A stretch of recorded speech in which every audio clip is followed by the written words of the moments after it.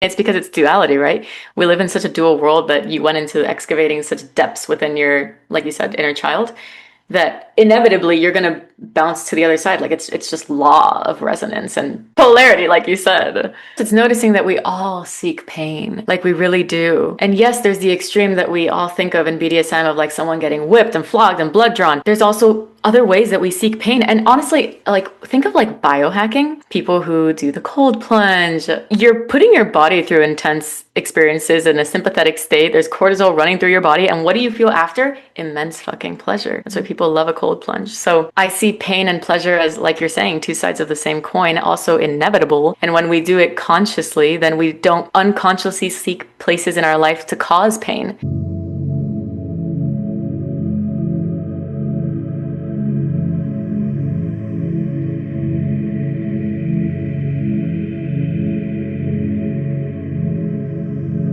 Hello, everyone, and welcome back to Sync and Flow, the podcast. Today, I am joined by a special guest, Karina, who is a psychotherapist and a fellow feminine embodiment coach, goddess, and sharer of goddess wisdom. So, welcome to the podcast, Karina. I'm so happy to have you. Mm. Thank you so much. Thank you, Josie, for having me. Yay. So I would love for you to just start by sharing your story and how you kind of got into the world of feminine embodiment, and also then branching into the world of kink, which is something that I've spoken about on this podcast before. For those of you Mm. who don't know, Karina's Instagram handle is actually Healing with Kink, which I am absolutely obsessed with. This is so on brand for me and for Sync and Mm. Flow. And I feel really grateful to have someone of her caliber, expertise, and wisdom on this podcast to share her knowledge with you guys. So, All right. So, it's funny. The way I got into the work was first feminine embodiment, tantra, that world, and then that kind of brought me into kink. But like most women, I think might relate, it started with me feeling disconnected from my body, disconnected from my sexuality, disconnected from my sensuality, disconnected from what it meant to be a woman. I was more man than I was woman when I think about it. Like I was just very hyper masculine, driven by goals, driven by external things. And my inner world was quite depleted and it was just a landscape I hadn't explored. I thought I had explored it because I'm a fucking therapist. Like I would teach this, but there was a level of embodiment that wasn't there. So naturally, that led me to hire a tantric coach who kind of brought me into the world of seeing my sexual energy as life force energy, as creative energy that I could work with, like working with Shakti energy, starting to become more alive in my body again. And that tantric coach named Yosef Sagi is also a Dom. So towards the end of our sessions, I was in such a place where I was so hardened and like I needed to soften, I needed to surrender. So I was like, you know what? Maybe this is the opportunity to explore kink professionally. And like, what if I hire you as a Dom now, not just a tantric coach? mm, And Josie, that experience, that was like the awakening for me. I was like, what? Like feeling so, oh my God, the experience of submission, to feel so in trust and in surrendered of life itself. It mm, brought my body into a state of relaxation that I had never been in because I didn't allow it because I had such a masculine shell. So after that experience of submission, I then explored pro-doming because I wanted to learn, okay, how does the other role feel to be in that state of right. guiding and leading? And oh my God, it just like that opened like it's like a rabbit hole where like you open the door and it just continues to go and go and go. And that made me realize that kink is deeply healing, that feminine embodiment is so needed, and that world, the world of psychology and mental health and healing, devoid of sexuality is not it. It's half of the equation, and you'll never fully feel whole. Totally. Yeah. Totally. Because we are sexual beings in our essence, right? And what was the light bulb moment, I think, for you when you realized that? Ooh. It actually relates to a relationship I was in at the time where we weren't having sex.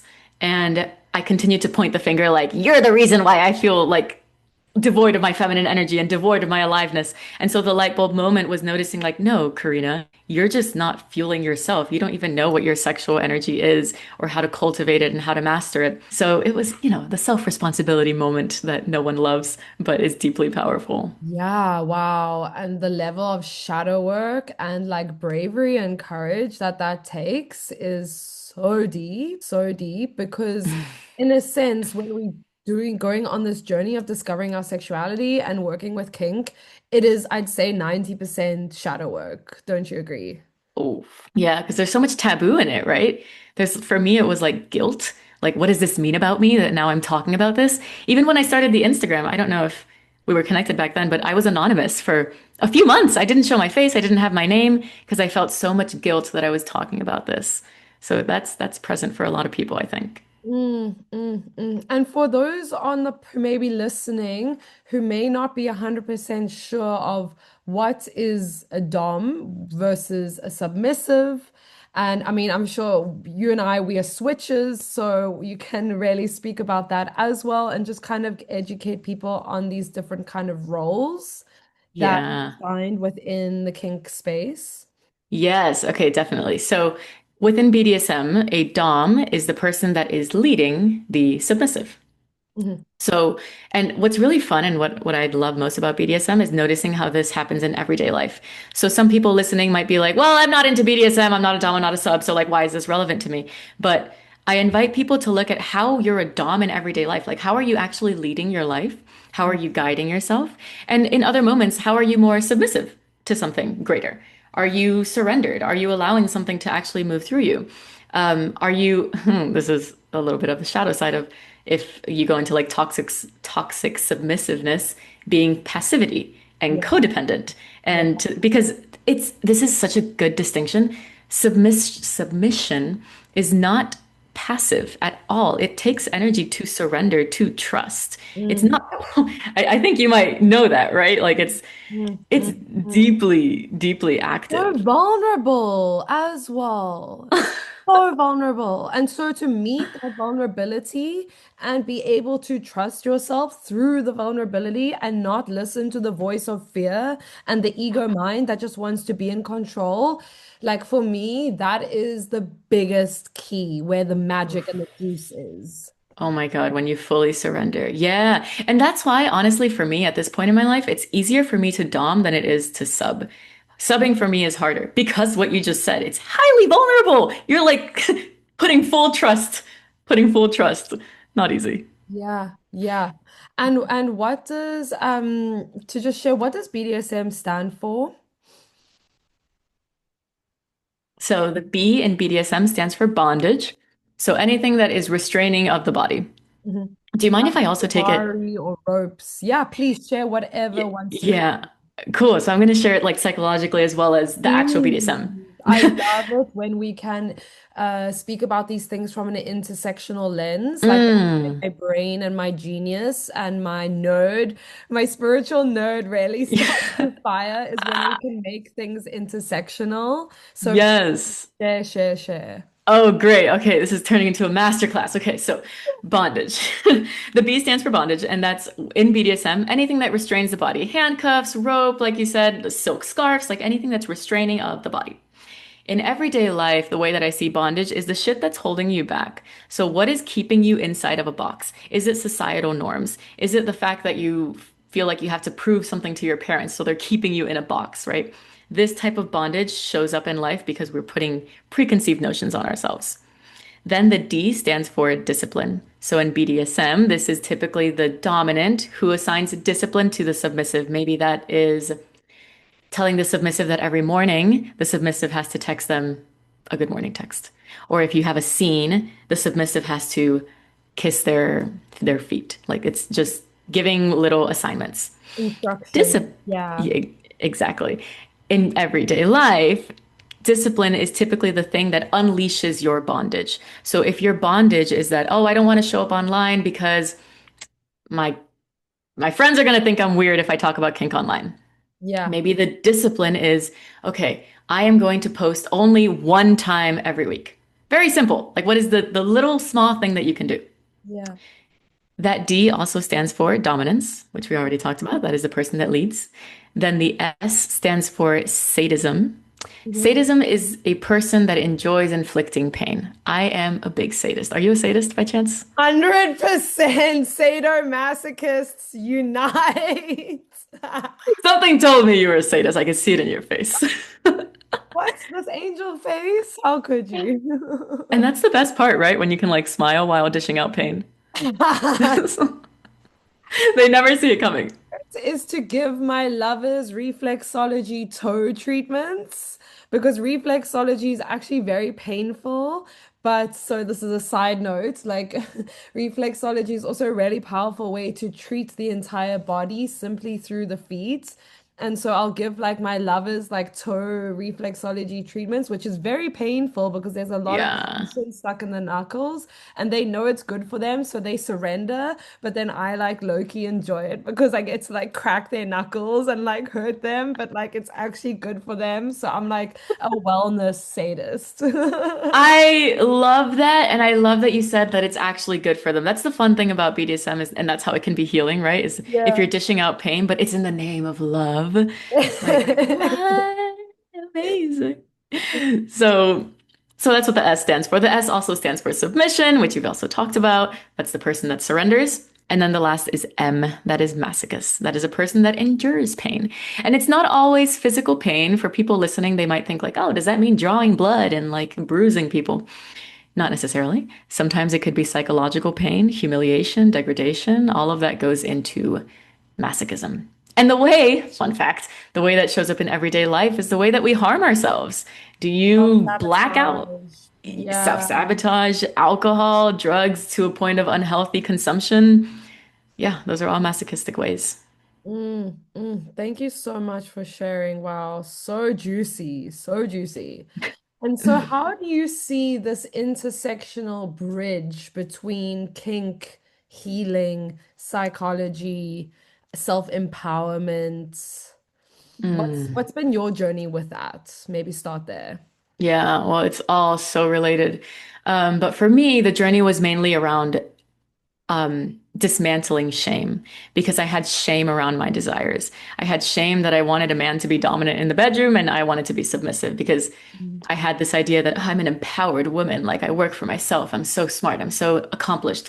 Who am I to want to submit in the bedroom?" Mm-hmm. So kink for me was just a deep reclamation of my desires. And when we look at it that way as a microcosm of reclaiming your desires sexually, what happens is that in the microcosm of your life, you then reclaim your desires there. You're then able to go after what you actually desire because you've done it in the bedroom, which is typically the most vulnerable place. So then when you go to work, you know how to ask for a promotion. You know how to, not override yourself. Yeah, that's what it kind of did for me. And would you say when you first came into this work, you were more stuck in, because like traditionally, like the masculine energy is more related to the dom, and Hmm. traditionally the feminine energy is more related to the submissive. But I find it really hot and empowering and healing when those roles can swap. And so that's traditionally, but it's not assigned to gender. It's just more of like the energy of masculine, feminine energy. But I also find deep empowerment in and enjoyment in, like you said, being a Dom and being empowered in what a healthy Dom does. And for Hmm. those of you listening, I actually, episode 36 of this podcast is called Deep Healing via Conscious Kink and BDSM. So go listen to that straight after this one, where I actually speak about like the prime role of the Dom is to look after the submissive and is to honor the submissive's needs, even if the submissive doesn't even know they have those needs, you know. And it's kind of like the dom is Hmm. able to see, like, okay, this submissive, she's way too in her head. What discipline can I give her or experience can I give her, whether that be physical, emotional, sensual, sexual, mental, or spiritual, that is going to help her get out of her head and be Hmm. more in her body and surrender more. And so in that way, like the Dom actually has a lot of emotional, psychological responsibility to be in integrity with themselves, as well as in integrity for actually deeply caring about their submissive.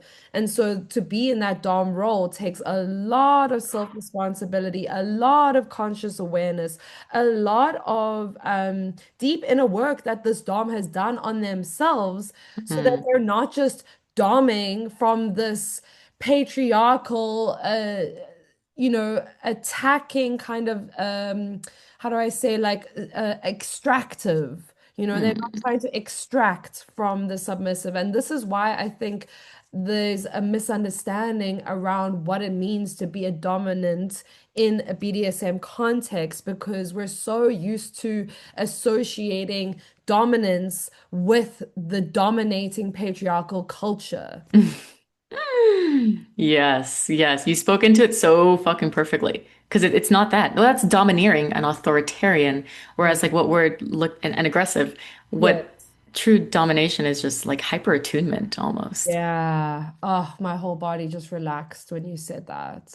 Yeah, the attunement piece is big. Oh, It's when I was after my experience of hiring a dom, I then obviously wanted a dom like as a partner, right? Not hiring a dom. And so I went on Field and I'm like looking for doms and love field. yeah, I mean, we'd love Field, but there's so much discernment that's needed because there's a lot of people that will say they're a fucking dom, but all they want to do is control. They don't necessarily want Yeah. to attune. They don't necessarily want to, yeah, have like a sacred, intimate connection, which is what I desire deeply in Yeah. And BDSM. so this is the difference between like non-conscious kink and conscious kink. And this is why Mm, people like Karina and me are trying to bring this education to you guys because conscious kink is where it's at.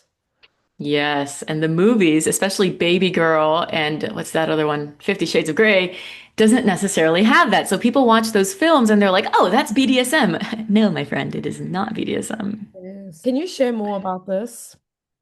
About the movies. No, about just like this conscious dominance and this conscious submission and the healing experience that the dom is able to provide for the submissive and vice Yeah. versa. Yeah.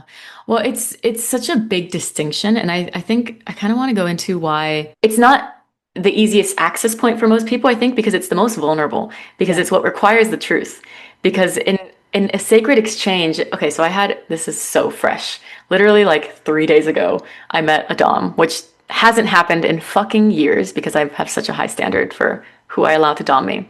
Yes. And it felt extremely vulnerable for me to tell this person, like, hey, I deeply desire this. And it's really vulnerable for me because I haven't submitted in so long. So that became a very conscious connection because we started off with intentions like, what did he want to get out of it? What did I want to get out of it? What were we going to do together? Setting the container with like very clear boundaries, very clear desires, very clear aftercare as to how we were going to connect after that. And it's that little bubble that we were in that became highly healing for me to receive complete surrender, not needing to think, not needing to do, but simply be, and trust that he would honor the things that I said, which he did because I trusted him.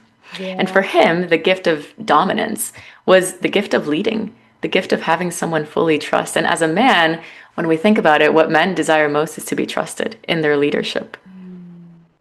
Yeah, that was Beautiful. beautiful.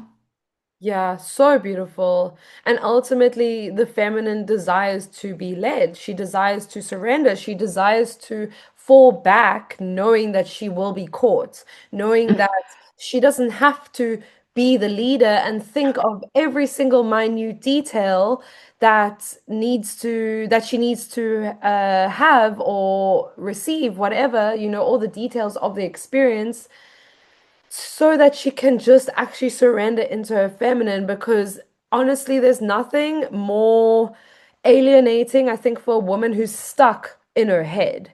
And I think Mm. this is a really big problem that we see in our current society is too many women are living a life stuck in their heads. They're overthinking and they're underfeeling. And Mm. this is not a fun place to be. We've both been there and we've both done such deep work so that we don't have to live that life. But I still see this echoed in my friends and the people around me of women who just are so in their heads that they're actually disassociating Mm. at a deep level from their body, from their emotions, from their sensuality, and therefore from their spiritual goddess power, which is all about creativity. It's all about being centered in the womb. It's all about receiving rather than needing to give and fix and micromanage, right? Yes. Yes. Wow. You've like succinctly put it so perfectly that that's what's needed. I really think that when women don't do that, we're doing a disservice to Earth, period. Because that's what we're here to do. And yet we're trying so fucking hard to be masculine and to be and I want to emphasize here that obviously we have both feminine and masculine, but I think most women are playing a role that they do not want to play anymore. I personally was like, I feel like you were also as well, like masculine to the fucking T, to the point where I didn't want that, and I noticed it was a shell that I had created. It was not an actual innate desire. It was something that I created because of my societal conditioning. Mm. And I think most women find themselves there where they're like, oh, this is just me. No, it's not just you. It's like an unlearning that you have to do. Programming, it's conditioning, it's brainwashing, and Yeah. it also comes from viewing our mothers who were very stuck in that hypermasculine role because they didn't have strong masculine partners. And so for me, like my mom was the best mother, but also the best father. Like she played Hmm. roles perfectly and she was like the superwoman. And then my dad unfortunately was pretty passive when it came to running the household, raising children, and being that equal counterpart. And so this comes from, I think, this baby boomer generation who Mm. really the women were convinced that like, oh, they had to be equal to men and that meant acting like men. And so that was really a massive distortion in the roles of women from an energetic spiritual standpoint. And so we learned that it's not safe to receive, it's not safe to trust men, it's not safe to be able to give up control and rely on men to show up. And then that also meant that there was no space for men to actually step into that role because they Hmm. weren't trusted enough for that role. And so that also then emasculated the men. Yes. Yes. And And we had this wait. whole generation of like women becoming more masculine and men becoming more feminine. And this is totally just unproportionately imbalanced the society that we live in. Yeah. That's why we're doing this work now. That's Hmm. why it's so needed. It really is. So needed. And like my experience, like you shared your experience was being too masculine. Like my experience was actually being stuck in my unhealthy feminine. So like you said, Mm. like I was actually too passive. I was lazy. I was stuck in this inert freeze kind of nervous system state. And I was very creative and I was in my feminine, but I wasn't in my healthy feminine. And so Oh. working on my healthy feminine energy also helped to balance my masculine energy because I didn't feel safe in my masculine. And so this is Mm. the beauty of polarity. And this is, I think, what a lot around what kink brings is finding the nuance of the polarity, like the hot and the cold, the leadership and the surrender, the dom and the sub, the pain giver and the pain receiver, the pleasure giver and the Yeah. pleasure receiver, right? Mm. So let's talk about pain and pleasure because this is Mm. such a beautiful concept. I think it's one of the things that's very highly misunderstood. And I also speak about this, and I would love for you to give your input on this of pain and pleasure from a psychological lens are two sides of the same coin.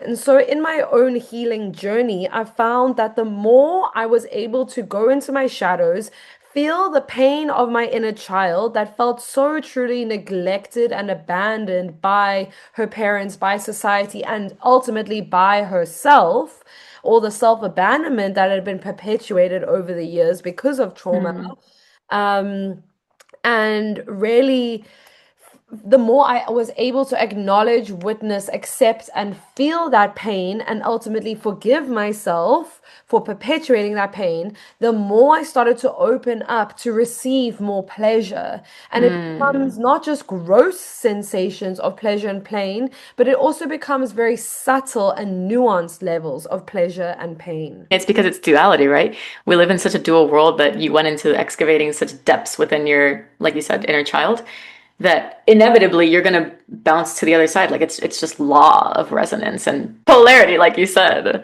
Mm. Yeah. And what is your experience with this pain pleasure binary and it Mm. and learning about that on an embodied somatic level? Yeah, well, first it's noticing that we all seek pain, like we really do. And yes, there's the extreme that we all think of in BDSM of like someone getting whipped and flogged and blood drawn. Sure, but there's also other ways that we seek pain. And honestly, like think of like biohacking, people who do the cold plunge or any type of cryotherapy. You're putting your body through intense experiences in a sympathetic state. There's cortisol running through your body. And what do you feel after? Immense fucking pleasure. That's why people love a cold plunge. So I see pain and pleasure as, like you're saying, two sides of the same coin, also inevitable. And when we do it consciously, then we don't unconsciously seek places in our life to cause pain. So in BDSM, when I create a container where, okay, I'm going to have a spanking scene where you're going to spank me and there's multiple things that go into a scene, but when I create a conscious container for pain, then I'm not in my everyday life seeking to cause pain in myself in XYZ ways. It's everything is a microcosm to the macrocosm. I really think that when we start to look at it like, okay, can I play with this here in this little playground so that I'm not doing it in everyday life? That's when, for me anyway, that's when a lot of things started to change. Wow, wow. I've never heard of it paralleled like that. And actually, like the using the bedroom experiences and the kink experiences as a therapeutic tool to counteract Mm, subconscious seeking for that experience in the external world. Because every time we self-sabotage, that is the subconscious seeking pain, right? mm, mm. Oh my God. Every single time. Okay, have you ever done Vipassana?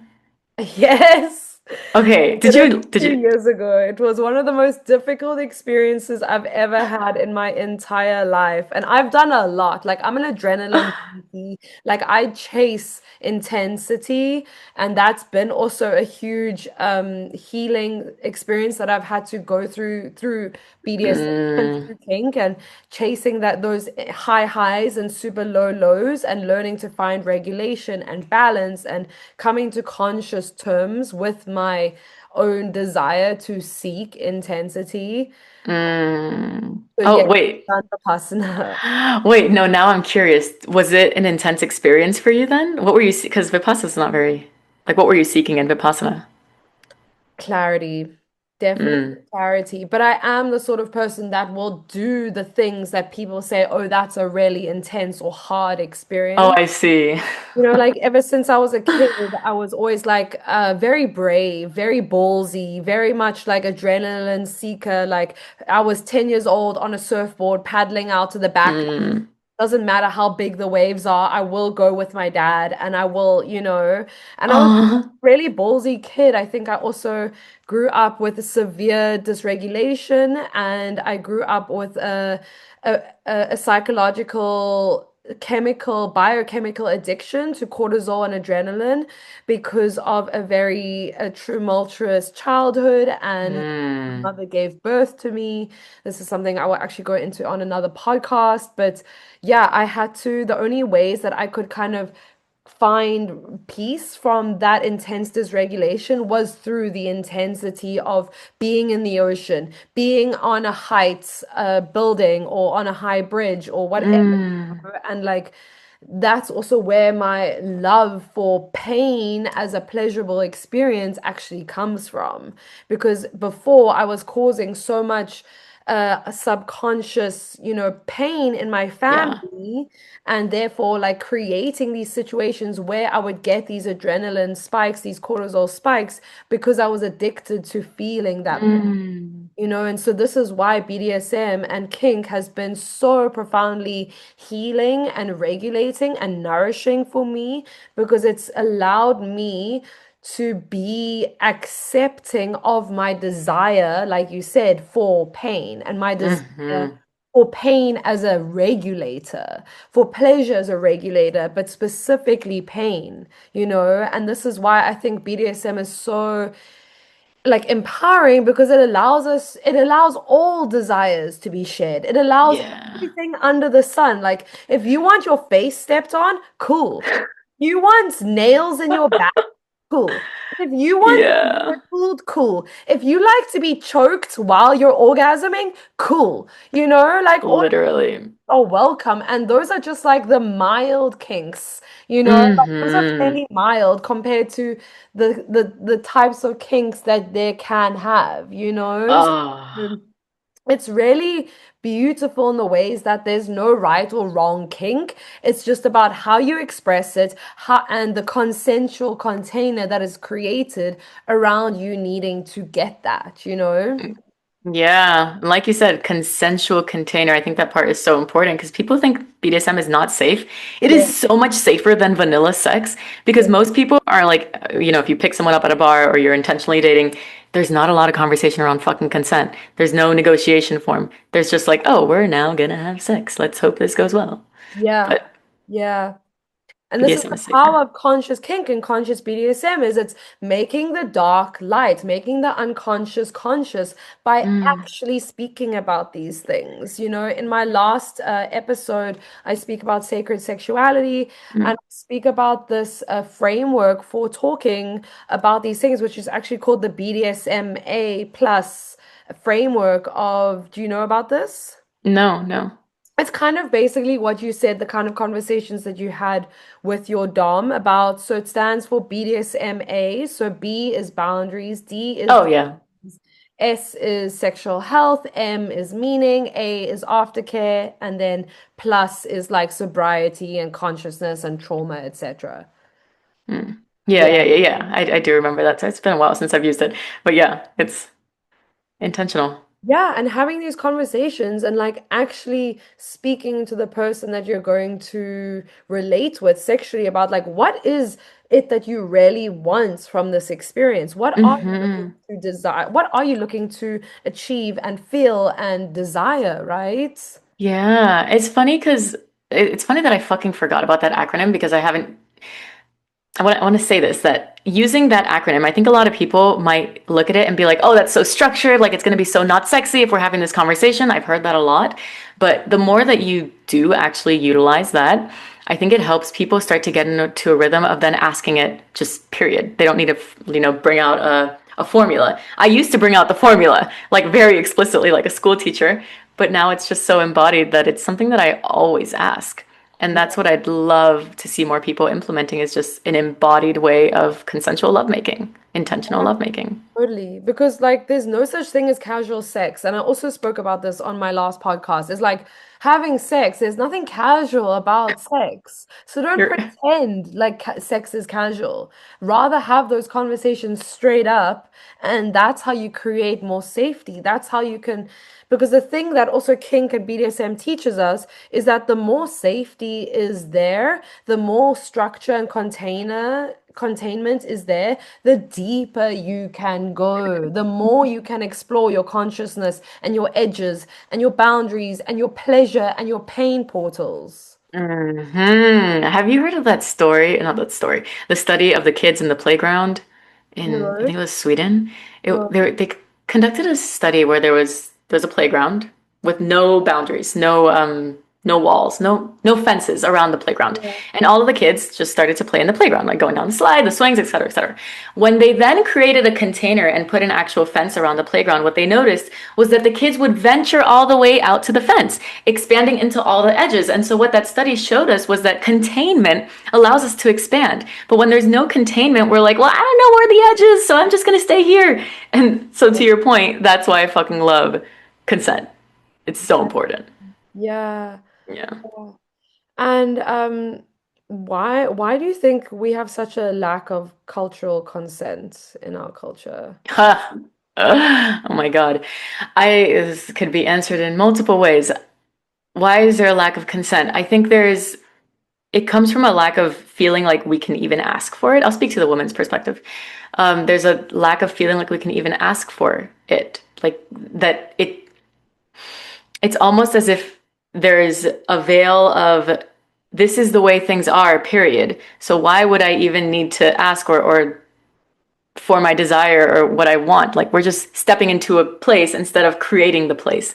Did that make sense? That was a little abstract. Yeah, can you go deeper? Yeah, yeah.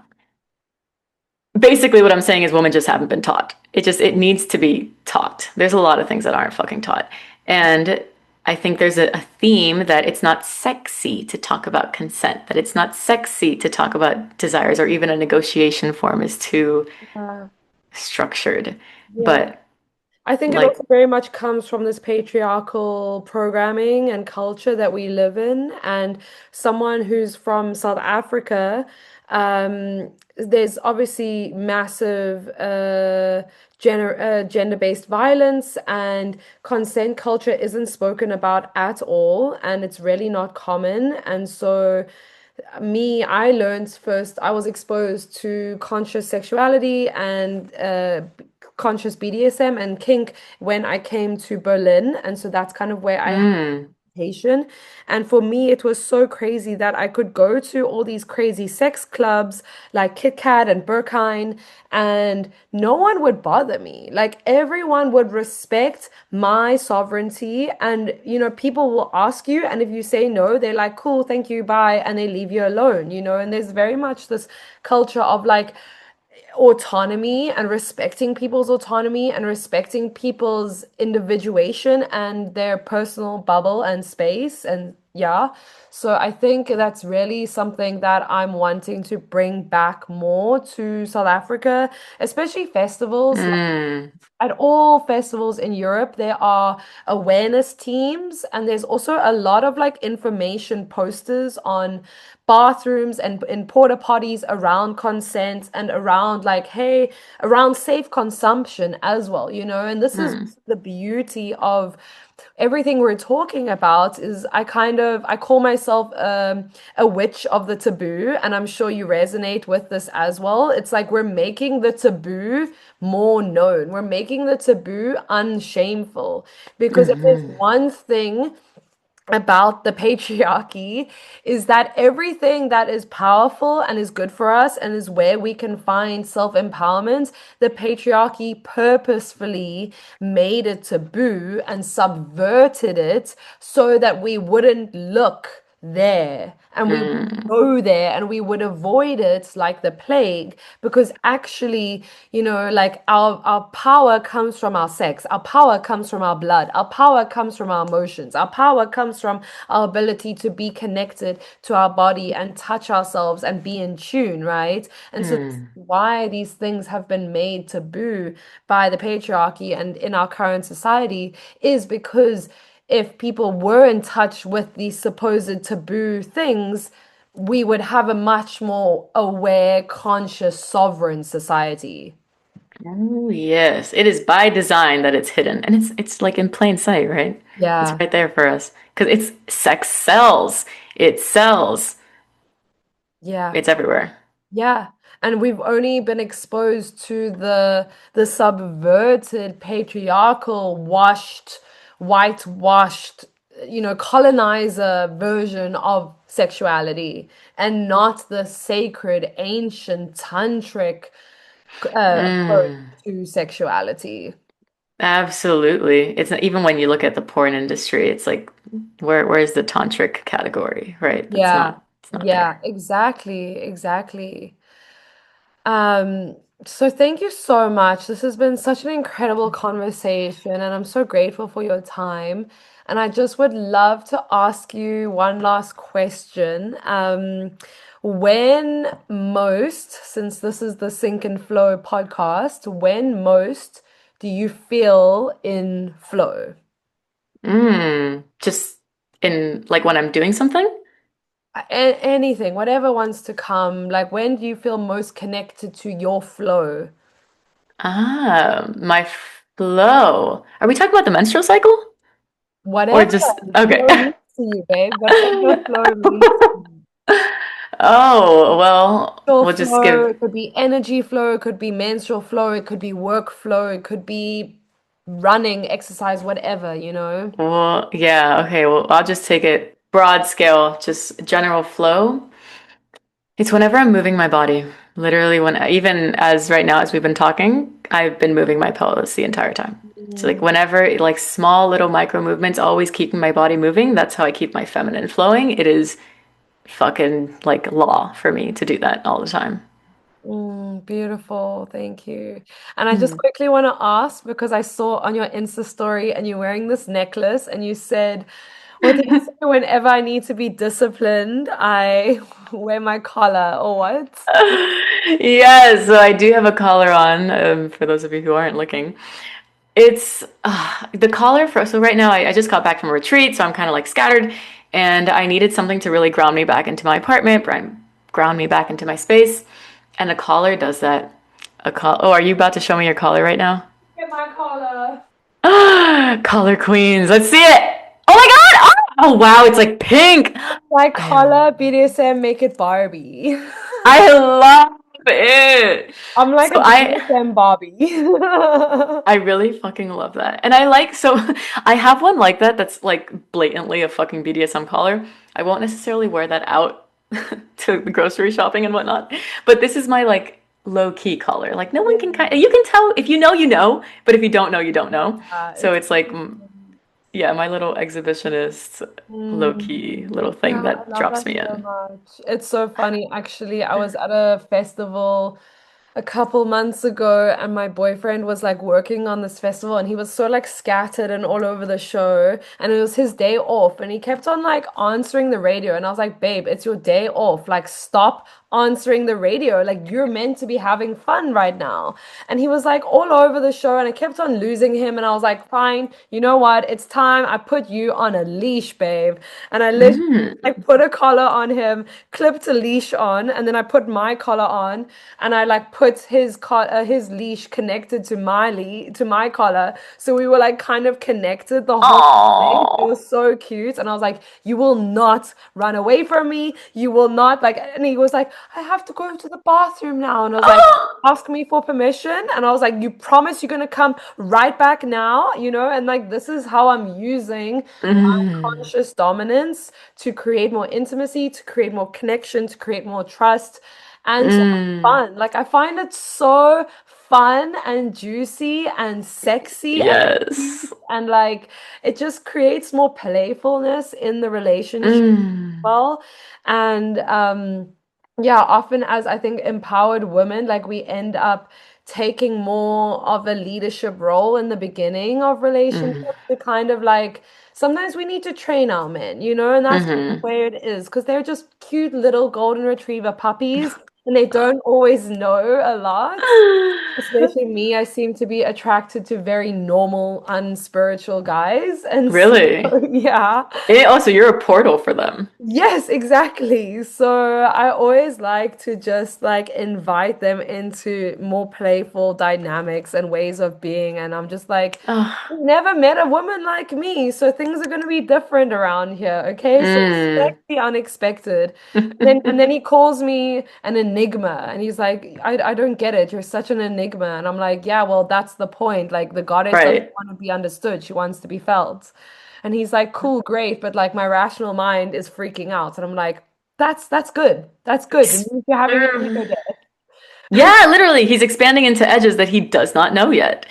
Oh, I Yeah. love that. And can I please emphasize the fact that you said it's playful? Because that's one of the most fun things about BDSM is that it's fucking playful. Yes. And we learn most when we're having fun. Trauma work is great, crying is great, anger is great. And also, but when we're playing and having fun, like that's also a way of healing. Emphasis on that. Yeah, beautiful. I love that to end it because it is playful and it is about taking yourself there seriously and being able to flow between roles and desires and not being so attached to the outcome of Yeah. orgasm or the outcome of an experience or Mm, needing, you don't need your desires, you want them. You desire your desires, and mm, we are not attached to our desires, but it allows for us to have this beautiful flow and playfulness with them and honor them and love them, but not feel like we will be make or break without them, you know? right, right. Beautiful. Yeah, thank you so much, Karina. I really appreciate your energy and your time. You're such a Mm, special soul, and I would love to mm. invite you to just share with the audience what offerings are you having come up, any retreats or courses, or how can people work with you? Yes. What is the kind of So work that you do with your clients? yeah, so they can find me on Instagram. That's Healing with Kink. And I have all of my offerings there. So I have a free membership that's for women that want to do feminine embodiment practices, somatic work. There's pre recorded rituals there. I have a paid membership that actually has live calls for those of you that are desiring coaching and a bit more intimacy.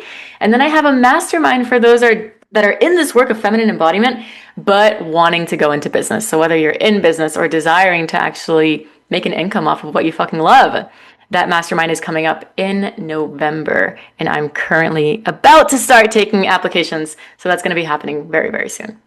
Amazing. Thank you so much. And all of the links and stuff will be in the description. And yeah, leave a review, go DM Karina and me if you enjoyed this episode. And yeah, thank you so much, babe. Thank you, Josie.